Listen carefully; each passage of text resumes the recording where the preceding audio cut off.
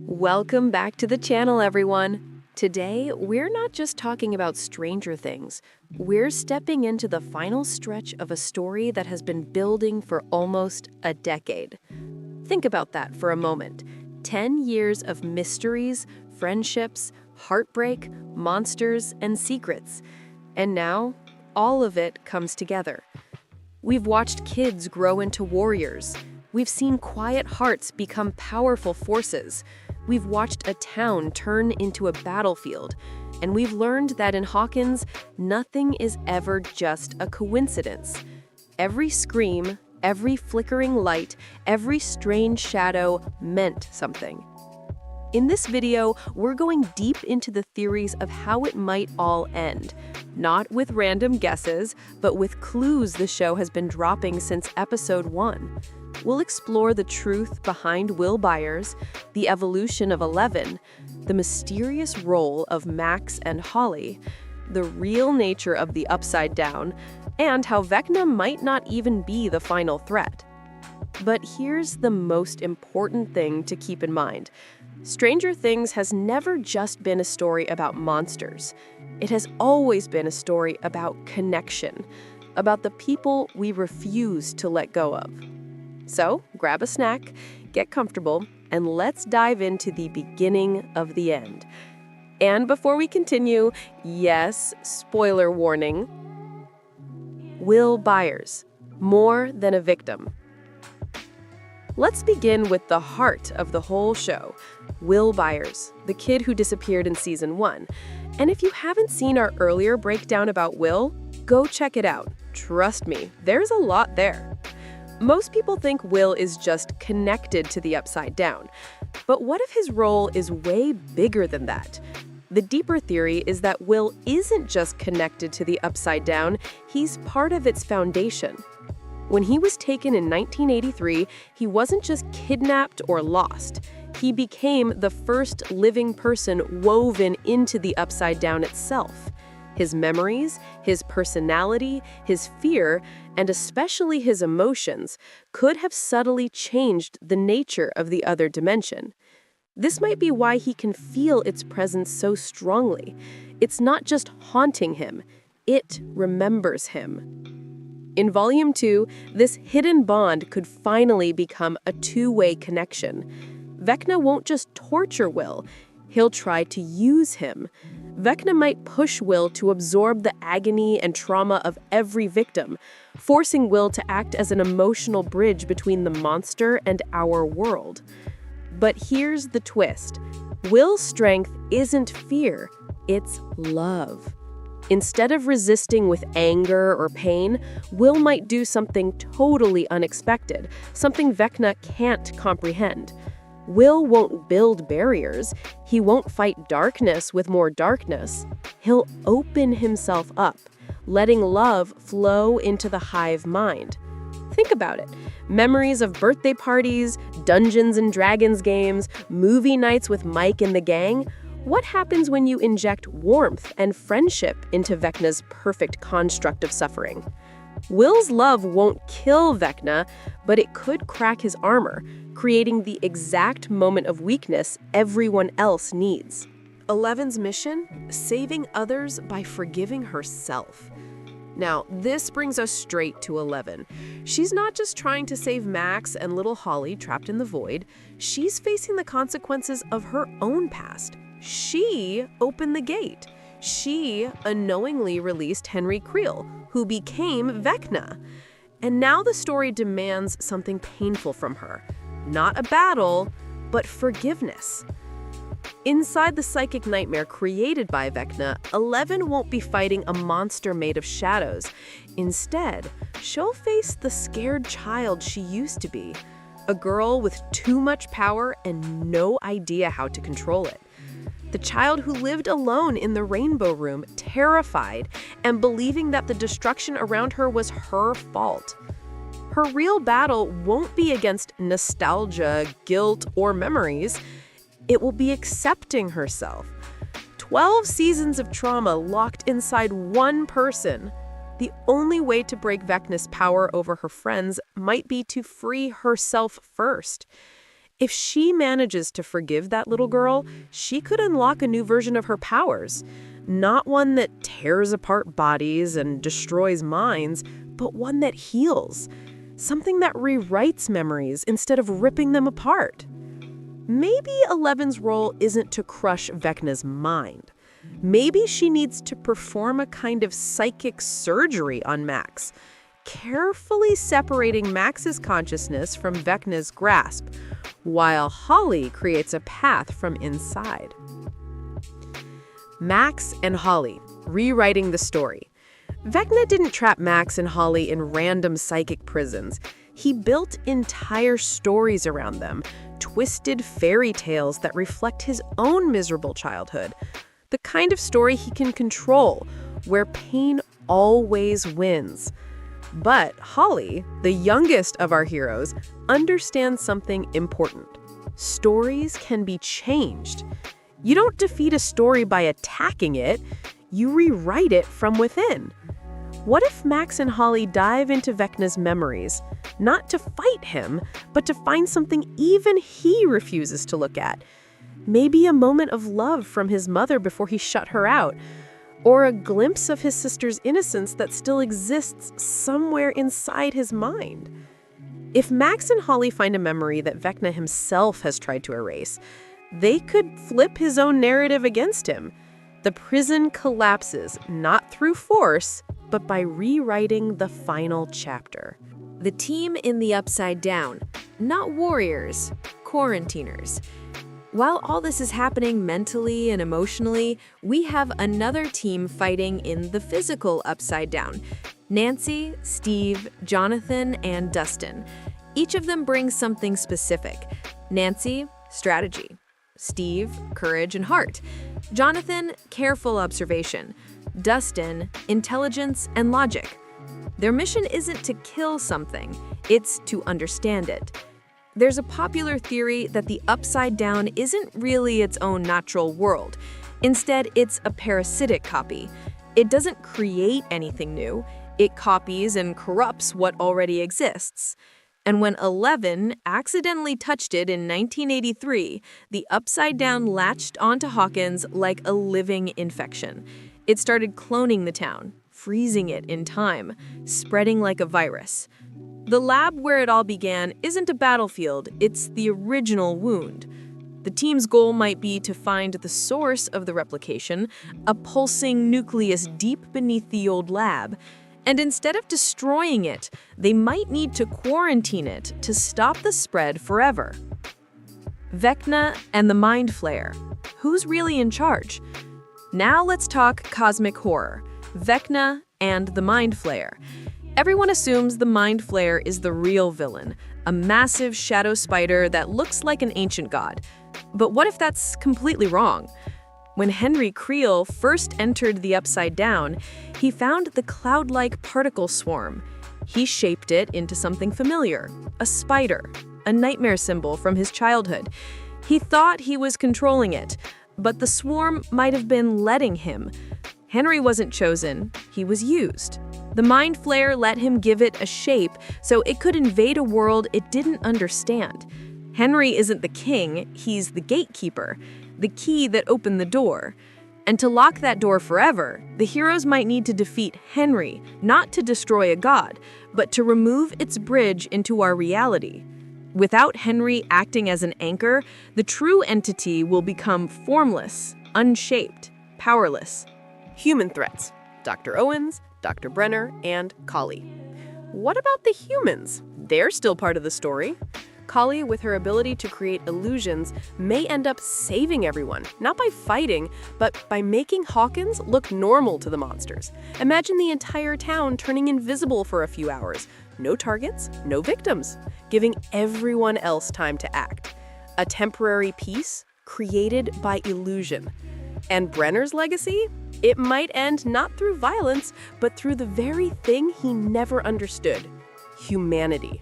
His obsession with control and power will become his downfall, forcing him to make a choice between saving a child or saving his asset. And when he fails, the message becomes clear. In this war, empathy is strength. The finale, a symphony of every theme. Volume 2 is not the final fight. It's the setup, the emotional preparation, the moment where every character accepts who they are and what they bring to the fight. And then the finale begins, a moment where every theme of the show merges.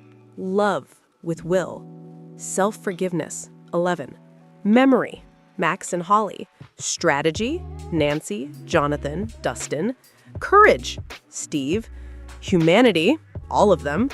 The final blow against Vecna won't just be physical or psychic. It'll attack the idea of Vecna, the belief that suffering makes someone powerful, that trauma is destiny, that pain wins. The ending won't be without loss, but the show will remind us of something simple and powerful. The strongest force in any world, ours or the Upside Down, isn't telekinesis, portals, or shadows. It's a living room full of friends who refuse to abandon each other. When all of this is over, what stays with us won't be the monster they fought, but the relationships that survived. Because in Stranger Things, the real victory isn't about defeating darkness, it's about refusing to face it alone. No matter how strange the night becomes, as long as someone stays beside you, you're never truly lost. The truth about Henry Creel. If you watched Season 4 of Stranger Things, you probably remember the moment we finally learned the truth. Hawkins wasn't cursed because of random monsters. According to the show, everything was supposedly caused by one person, a creepy, skinless guy who looks like he crawled out of a nightmare and somehow controls the Mind Flayer. The group named him Vecna, after the famous Dungeons & Dragons villain, but his real name is Henry Creel. The story claimed that before 11, there was subject number 1, Henry. He was the first human with supernatural abilities. His powers didn't come from experiments at birth or injections. He supposedly got them because he mysteriously visited the Upside Down when he was a kid. Just like how Will Byers disappeared in Season 1, Henry vanished from the real world for a short time, and when he returned, he was changed. He wasn't the same boy anymore. He came back with dangerous psychic abilities. These powers caught the attention of the show's long-running villain, Dr. Martin Brenner. Brenner wasn't shocked that Henry killed his mother and sister. Instead, he seemed interested. He saw a powerful weapon, so Henry was taken into Brenner's secret government program and turned into a test subject. The United States wanted to use his abilities militarily. Henry was meant to become the ultimate psychic weapon, a tool to help the US dominate its enemies. But things didn't go as planned. Henry met 11. At first, he acted like her friend in the Hawkins lab. Then he tried convincing her to join him and escape. But 11 realized he wasn't a victim. He was manipulating her. When Henry tried forcing his worldview on her, she fought back and banished him into the Upside Down. When he landed there, the Upside Down transformed him into the monster we call Vecna. That's the version of the story we were told. We were led to believe Henry equals Vecna, that Henry created the world of monsters, the Demogorgon, the Mind Flayer, the Demodogs, everything. Vecna even said it himself, claiming to be the creator of all of it. So naturally, we believed it. Why wouldn't we?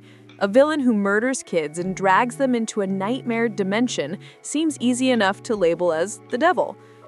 But then came Season 5, Part 1, and suddenly the story doesn't make sense anymore. Vecna returns to hunting kids again, but this time something is different. Instead of appearing as the horrifying monster version of himself, he shows up as Henry Creel, the human version. Kids like Holly and Derek see an actual human man dressed in nice clothes trying to warn them about danger. He doesn't act like a predator. He acts like someone who's trying to protect them. Even Mike finds it strange. Why would a monster warn kids about monsters? The biggest twist drops in the final episode of Part 1. We learn that Henry might not be Vecna at all. He might just be Henry Creel, a man trapped inside forces beyond his control, someone who may not actually be the villain he appears to be. Then comes Max's discovery. Max has been in a coma, but she isn't exactly unconscious. She's alive inside a place that looks like the Upside Down, but it's not the Upside Down. She says she's inside Henry's memories. She's stuck in a mental version of Henry's past. And the scariest part, Max finds herself inside a cave that looks exactly like the cave where Henry first entered the other dimension. Henry is terrified of this cave. He refuses to go near it. This is weird. Why would he fear a place that supposedly gave him his powers? If Henry created the Upside Down, why does he act like something horrible happened to him there? This leads to a new theory. Maybe Henry didn't create the Upside Down. The Upside Down created Henry. Maybe he doesn't control anything. Maybe his body and mind are only being used by something more ancient, the Mind Flayer, or some hive mind creature that Henry encountered when he first entered the dimension as a kid. Vecna might not be a name for Henry. Vecna might be the name of the dark entity possessing Henry. This would explain why he's afraid of that cave. It could be the place where Henry essentially died as a normal human, the spot where another being took control of him. Max being shown Henry's memories means Henry is trying to communicate the truth. He might be trying to ask for help. He might want someone to understand what really happened so they can defeat the creature using his body. And just when that theory settles in, the show throws another twist. The Kali reveal and the mystery of the Hawkins Wall. One of the craziest moments in Part 1 is when we learn that Kali, Eleven's sister, is still alive. She's being held by the US military, and Eleven learns that Kali is supposedly the key to defeating Vecna. But if Kali is the key, then why is the military keeping her alive underground? Why are they draining her powers? Why are they guarding her like a weapon? Kali's power isn't strength or telekinesis. She creates illusions so real that even Eleven can't tell what is fake and what is real. Now think back to one of the biggest obstacles inside the Upside Down, the massive fleshy wall that surrounds Hawkins like a dome. Hopper couldn't cut it, cars couldn't break it, Demogorgons didn't climb out of it. The wall looks like something meant to trap people inside the town. So here's the question. If the military wants to use the Upside Down to get power, resources, and weapons, why aren't they trying to break the wall? Why do soldiers act like the wall doesn't matter? At one point, a soldier literally pees on the wall, like it's not even dangerous. Eleven notices this and thinks something about that behavior is suspicious. Hopper ignores her. But why would a soldier act that casually next to something so horrifying? Here's the theory. The wall is an illusion created by Kali. The military knows it's fake. They're not trying to break the wall because it doesn't need breaking. It's there for one purpose, to trap Eleven. The military knows she would try to save Hawkins. They know she would fight them if she learned the truth. So where can they capture and isolate her without letting her escape? The Upside Down. If Kali is being forced to create this illusion wall, then all the chaos inside the Upside Down, all of Eleven and Hopper's struggles, might not be nothing but a trap created to control her. But here's the final twist. What if Kali isn't working for the military willingly? What if she's being controlled by the same entity controlling Henry? If Vecna, or whatever the real creature is, wants to hide his weakness, what better way than forcing an illusionist to build a wall, protecting whatever is behind it? Even Superman would hide his kryptonite if he had the power to. So whether the military knows or not, Kali might be protecting Vecna instead of stopping him. Which means everything our heroes have done so far might be pointless, because they haven't even seen what's real yet.